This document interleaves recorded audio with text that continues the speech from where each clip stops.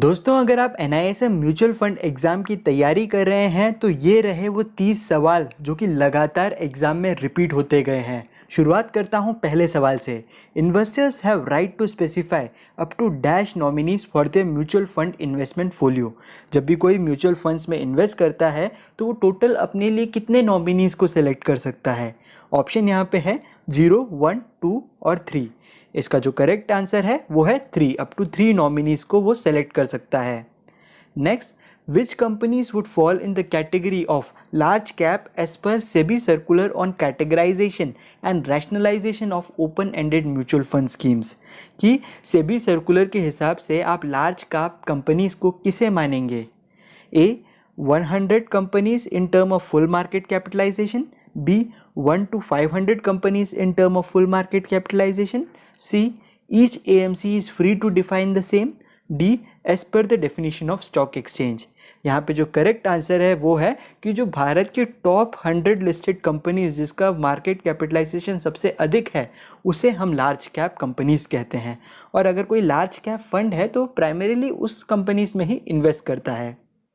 Next, as per AMFI Code of Ethics, an AMC has to disclose which amongst the following information to unit holders। कि अगर कोई व्यक्ति invest करना चाहता है म्यूचुअल फंड्स में तो AMC को क्या क्या जानकारी बतानी चाहिए। A portfolio turnover, B transaction purchase and sales of securities entered into with or other associates, C in simple language about the investment objectives, investment policies। तो ये सभी जानकारी बहुत इंपॉर्टेंट है एक इन्वेस्टर के लिए। तो इसका करेक्ट आंसर है ऑल ऑफ द अबव। सवाल है stock picking is also known as. Stock picking का दूसरा नाम क्या है। A top down approach, B bottom up approach, C technical analysis, D fundamental analysis. यहाँ पे दोस्तों आप एक नया कॉन्सेप्ट सीखने जा रहे हैं, टॉप डाउन और बॉटम अप अप्रोच। कि जो टॉप डाउन अप्रोच होता है इसमें आप जो है पहले मैक्रो एनवायरनमेंट को सिलेक्ट करते हैं, देखते हैं कि कौन सा ऐसा इंडस्ट्री है उसमें जो कि अच्छा परफॉर्म कर रहा है, उसमें जो सेक्टर को सिलेक्ट करते हैं और एक कंपनी को सिलेक्ट करते हैं जहाँ पे आपको लगता है कि इसे अगर आप पोर्टफोलियो में शामिल करेंगे तो आपका पोर्टफोलियो अच्छा परफॉर्म करेगा। तो ये तो हो गया टॉप डाउन अप्रोच। वहीं पे बॉटम अप अप्रोच जो है ये स्टॉक पिकिंग से चालू होता है। कि आप देखेंगे स्टॉक पिकिंग इसका करेक्ट आंसर है। इसका कारण ये है कि जो बॉटम अप अप्रोच में आप पहले ही स्टॉक्स या कंपनीज को सेलेक्ट कर लेते हैं, फिर आप देखने जाते हैं कि सेक्टर क्या अच्छा परफॉर्म कर रहा है, क्या ये इंडस्ट्री में कैसा ग्रोथ दिख रहा है, मैक्रो एनवायरनमेंट कैसा है। इस तरह से अगर आप एक स्टॉक्स को सेलेक्ट करते हैं अपने पोर्टफोलियो को तो उसे बॉटम अप अप्रोच कहेंगे। क्वेश्चन है benchmark of the scheme needs to be changed owing to. कि बेंचमार्क क्या होता है पहले ये समझ लेते हैं। कि जब भी अगर आप म्यूचुअल फंड्स की बात करते हैं, अगर आपने लार्ज कैप्स में इन्वेस्ट कर रखा है तो निफ्टी 50 एक बेंचमार्क है। तो अगर आपके रिटर्न्स जो है निफ्टी 50 से अधिक हैं तो आप कहेंगे कि आपका परफॉर्मेंस जो है म्यूचुअल फंड का बहुत अच्छा है। वहीं पर अगर निफ्टी 50 से कम दे रहा है आपको रिटर्न तो आप कहेंगे कि आपका जो म्यूचुअल फंड है उतना अच्छा परफॉर्म नहीं कर रहा है। ठीक उसी तरह से जैसे निफ्टी 50 एक बेंचमार्क है, कई बार क्या होता है कि अगर आप लोगों ने किसी आईटी सेक्टर के म्यूचुअल फंड्स में ही अगर इन्वेस्ट कर रखा हो तो जो निफ्टी 50 को एक बेंचमार्क मानना गलत रहेगा, क्योंकि निफ्टी 50 में तो सभी सेक्टर्स इन्वॉल्व हैं। वहीं पे इसके लिए एक अप्रोप्रिएट बेंचमार्क जो है वो आईटी वाला जो बेंचमार्क है वो रहेगा। तो वो आपको चेंज क्यों करना पड़ा, इसका सवाल है ये। A change in investment objective of the scheme, B better index may be become available in the market, C construction of benchmark index changes. तो ये जो सभी कारण जो हैं ये एक रीज़न बन सकता है आपके बेंचमार्क को चेंज करने का। Next, fundamental analysis एंटेल्स review of the companies. आप जानते हैं दो टाइप के एनालिसिस होते हैं, एक होता है फंडामेंटल, दूसरा होता है टेक्निकल। टेक्निकल जो रहता है वो ग्राफ्स को स्टडी करता है, देखता है कि किस तरह से ग्रोथ है, उस हिसाब से अपने इन्वेस्टमेंट्स को डिसाइड करता है। वहीं पे फंडामेंटल एनालिसिस जो है ग्राफ्स के अलावा पूरी बाकी चीज़ें कि कंपनी कैसा है, उसका फाइनेंशियल स्टेटमेंट कैसा है, उसमें जो मैनेजर्स बैठे हैं वो कैसे हैं, इन सब चीज़ों को स्टडी करता है और डिसाइड करता है कि इन्वेस्ट करना चाहिए उस स्टॉक में या नहीं। तो इसका जो करेक्ट आंसर है वो है ऑल ऑफ द अबव। की फाइनेंशियल स्टेटमेंट भी, quality of management and competitive position की जो मार्केट में बाकी जो कॉम्पिटिटर्स है उसके कंपैरिजन में ये स्टॉक कहाँ स्टैंड करता है। क्वेश्चन है minimum duration of an interval period in an interval scheme और प्लान इज। सबसे पहले इंटरवल स्कीम क्या होता है ये समझ लेते हैं। कि इंटरवल स्कीम्स ऐसे स्कीम्स होते हैं जहाँ पे आपको जो है एक टाइम इंटरवल दिया जाता है जिसमें आप ट्रांजैक्शंस कर सकते हैं कि अपने यूनिट्स को खरीद बेच सकते हैं एएमसीज के साथ। वहीं पे उसके बाद एक आपको पीरियड दिया रहता है इंटरवल, जिसे गैप पीरियड कहते हैं, जिसमें आप कोई भी ट्रांजैक्शंस नहीं कर सकते हैं। उसके बाद फिर वापस से एक ऐसा पीरियड दिया जाता है जहाँ पे आप बाय और सेल कर सकते हैं। तो इस तरह के जो स्कीम्स हैं, यहाँ पे सवाल ये पूछा गया है कि मिनिमम ड्यूरेशन कितना होता है इंटरवल पीरियड का, कि जहाँ पे आप ट्रांजैक्शन नहीं कर सकते। इसमें ऑप्शन है 15 दिन, 20 दिन, 30 दिन और 10 डेज़ का। तो इसका करेक्ट आंसर जो है वो है 15 डेज़। 15 डेज़ जो है मिनिमम ड्यूरेशन होता है इंटरवल पीरियड का। ठीक उसी तरह से ट्रांजैक्शन का मिनिमम ड्यूरेशन होता है 2 डेज़। ये भी सवाल आ सकता है। An investor likes to assume high returns. Which of the following funds would he prefer? ये सवाल है कि अगर कोई व्यक्ति हाई रिटर्न्स चाहता है तो उसे कहाँ इन्वेस्ट करना चाहिए इनमें से। A large cap fund, B small cap fund, C diversified equity fund, D income fund. तो इसका जो करेक्ट आंसर है वो है स्मॉल कैप फंड। ये जो स्मॉल कैप फंड्स होते हैं उसमें रिस्क एलिमेंट बहुत ज़्यादा रहता है कि आपको नहीं पता ये जो स्मॉल कैप कंपनीज जिसमें ये इन्वेस्ट कर रहा है ये कल जो है सर्वाइव करेगी या डूब जाएगी। बट इनकेस अगर ये जो सर्वाइव कर जाए तो इसमें जो रिटर्न्स के चांसेस हैं वो सबसे मैक्सिमम होंगे, जितने कि लार्ज कैप्स में कभी पॉसिबल नहीं होते। इसी वजह से इसको high return high risk funds माना जाता है। उन लोगों को आप सजेस्ट कर सकते हैं जो कि रिस्क लेने के लिए रेडी हैं, जो कि चाहते हैं कि हाई रिटर्न मिले। Next, an investor wants to change his distributor, then he has to get NOC from the previous distributor. अगर मान लेते हैं किसी व्यक्ति ने आपसे म्यूचुअल फंड खरीदा, कल उसको लगता है कि नहीं मेरे को डायरेक्ट फंड्स में इन्वेस्ट करना है, तो क्या उसको आपसे NOC चाहिए रहेगा कि आपसे जो है परमिशन चाहिए रहेगा कि हाँ मैं क्या डायरेक्ट में स्विच कर लूँ? तो इसका करेक्ट आंसर है नहीं, उसको ऐसी किसी परमिशन की ज़रूरत नहीं है आपसे। Next, what is real rate of return? Real rate of return क्या होता है? A. Return that the investor gets after payment of all expenses. B. Return that investor gets after taxes. C. Returns that investor gets after adjusting the risk. D. Returns that investor gets after adjusting for inflation. इसका जो correct answer है वो है कि investor को कितना मिलता है इन्फ्लेशन के बाद।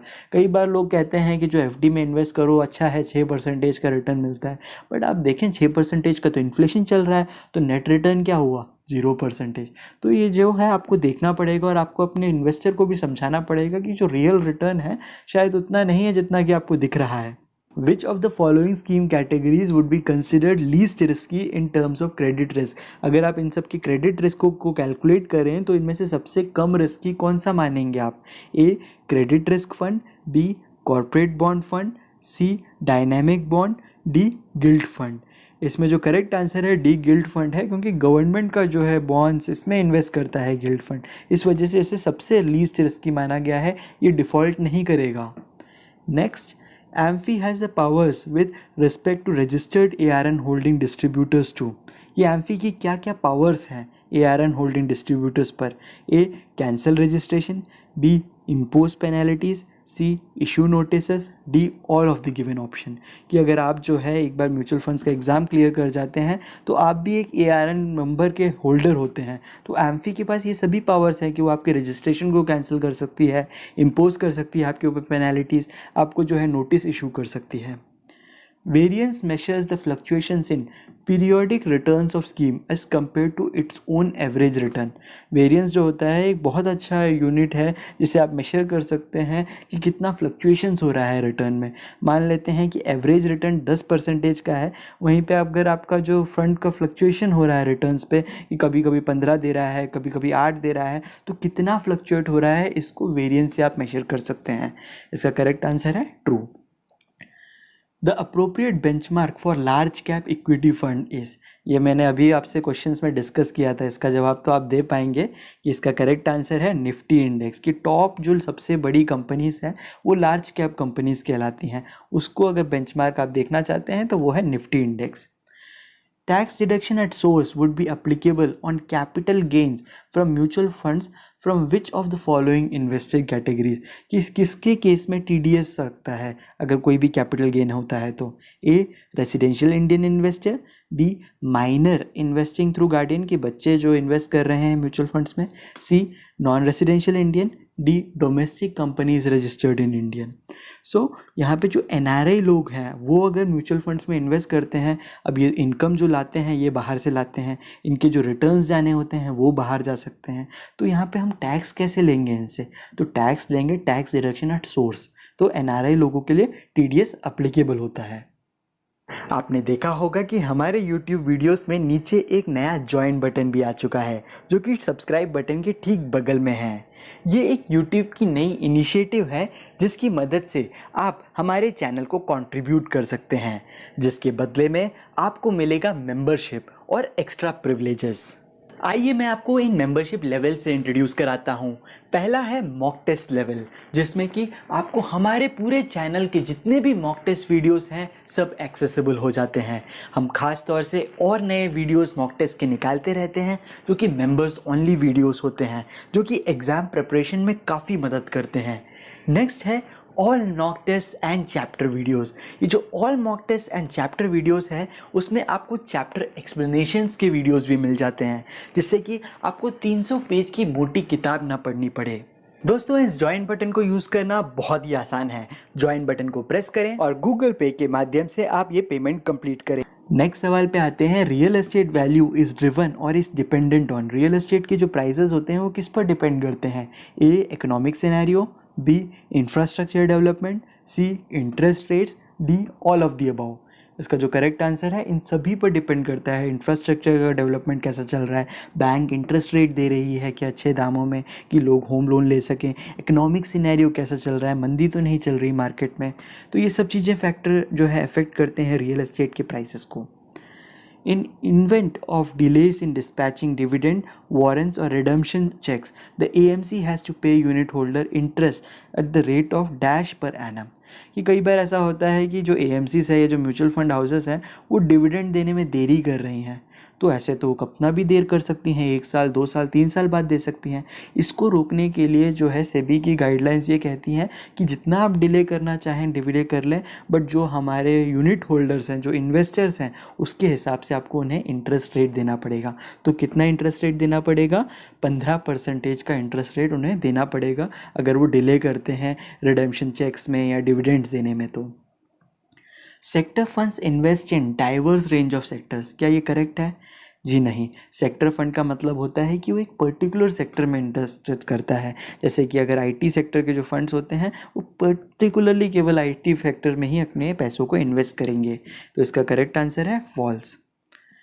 Funds where the fund manager has flexibility to choose the investment portfolio based on the investment objective of the scheme। तो उसको आप क्या कहेंगे कि जो फंड मैनेजर है उसके पास पूरी फ्लेक्सिबिलिटी है कि वो अपने इन्वेस्टमेंट पोर्टफोलियो के अपने हिसाब से जो है एडजस्ट कर सकता है, वो नए स्टॉक्स को सेलेक्ट कर सकता है, कुछ को जो है विड्रॉ कर सकता है। तो इस तरह के इन्वेस्टमेंट ऑब्जेक्टिव रखने वाले स्कीम्स को आप क्या कहेंगे?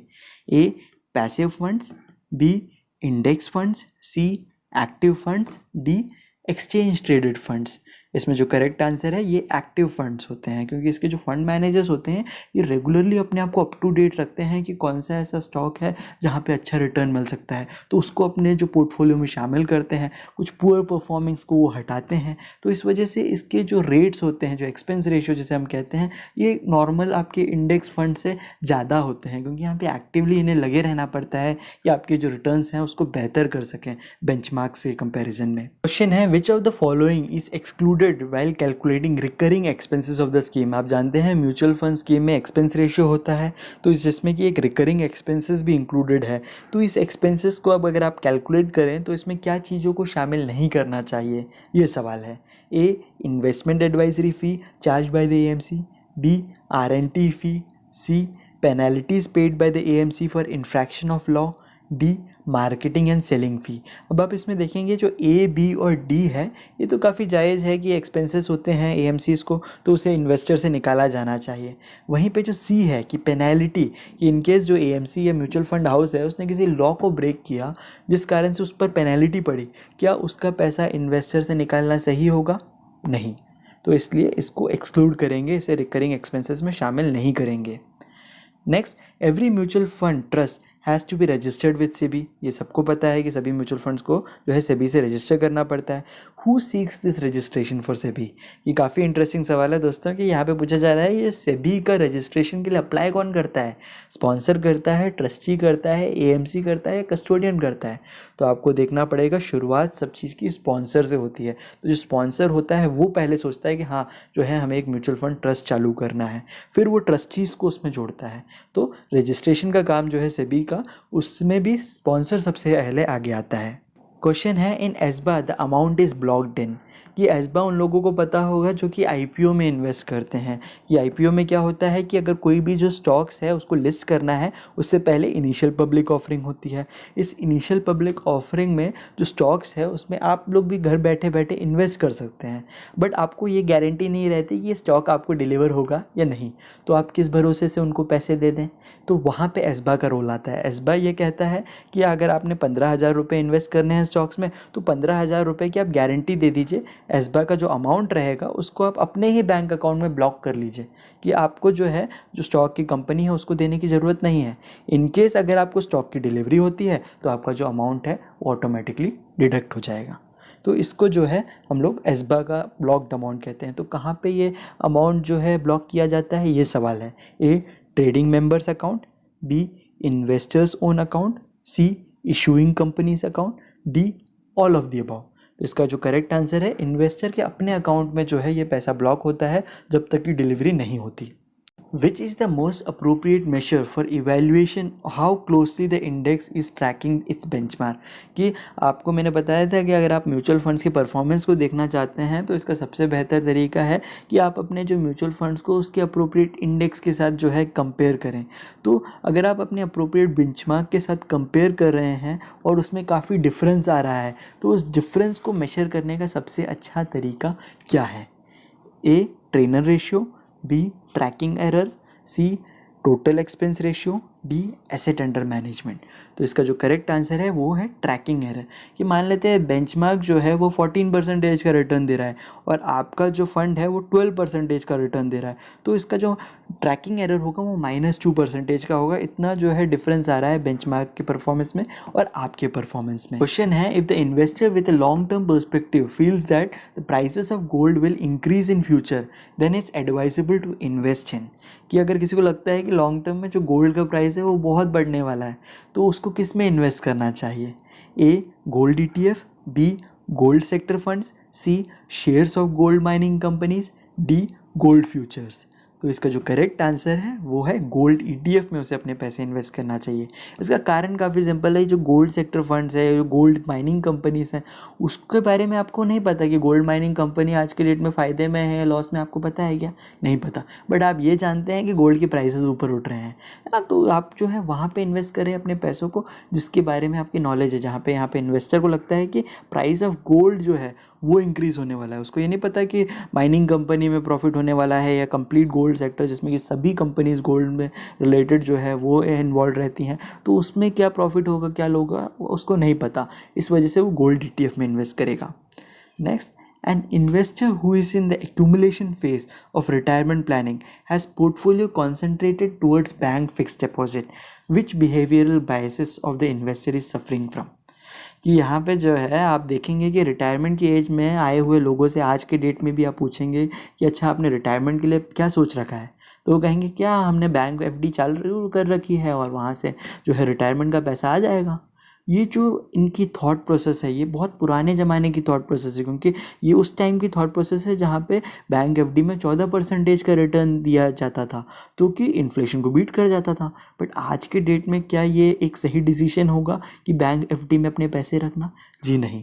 बट इस तरह की जो सोच है इसे हम बिहेवियरल बायस कहते हैं एक इन्वेस्टर का। वो इसे क्या कहेंगे, इसको टेक्निकल टर्म्स में क्या कहेंगे? A confirmation bias, B familiarity bias, C herd mentality, D over confidence.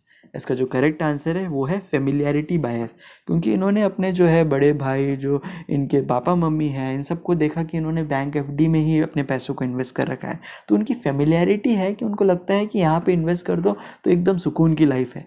But इस कारण से वो जो है अच्छे अपॉर्चुनिटीज़ को मिस कर रहे हैं और ऐसी जगह इन्वेस्ट कर रहे हैं जहाँ की नेट रिटर्न्स जो रियल रिटर्न्स हैं वो जीरो है।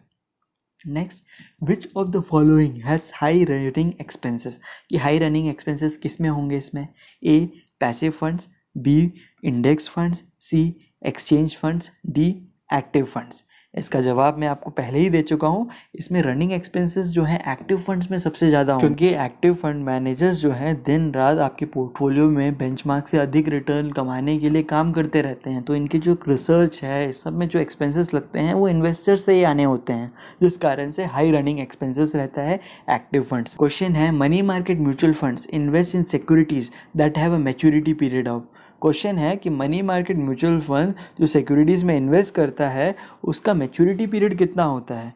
आपने सुना होगा लिक्विड फंड्स के बारे में, कि अगर कोई लोग ऐसे हैं जो कि शॉर्ट टर्म में इन्वेस्ट करना चाहते हैं, कि सेविंग अकाउंट से थोड़ा अच्छा रिटर्न्स चाहते हैं, तो उनसे सजेस्ट किया जाता है मनी मार्केट म्यूचुअल फंड्स में इन्वेस्ट कर लो या फिर लिक्विड फंड्स में इन्वेस्ट कर लो। तो उसका कारण ये रहता है कि इसका मैच्योरिटी पीरियड जो होता है बहुत छोटा रहता है। इतना छोटा रहता है कि ये लेस देन 364 डेज रहता है, जिस कारण से 1 ईयर के लिए भी अगर आप अपने पैसों को इन्वेस्ट करना चाहते हैं तो आप इसमें कर सकते हैं, जो कि आपको सेविंग बैंक अकाउंट से काफ़ी अच्छे रिटर्न्स देने में मदद करता है। क्वेश्चन है, technical analysis tries to predict future movement of stock price by, कि टेक्निकल एनालिसिस की मदद से क्या आप फ्यूचर स्टॉक का क्या प्राइस होने वाला है ये डिसाइड कर सकते हैं क्या? अगर डिसाइड कर सकते हैं तो कैसे?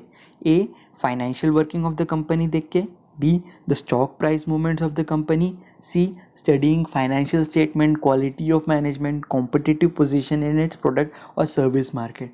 इसका जो करेक्ट आंसर है वो है stock price movement of a company.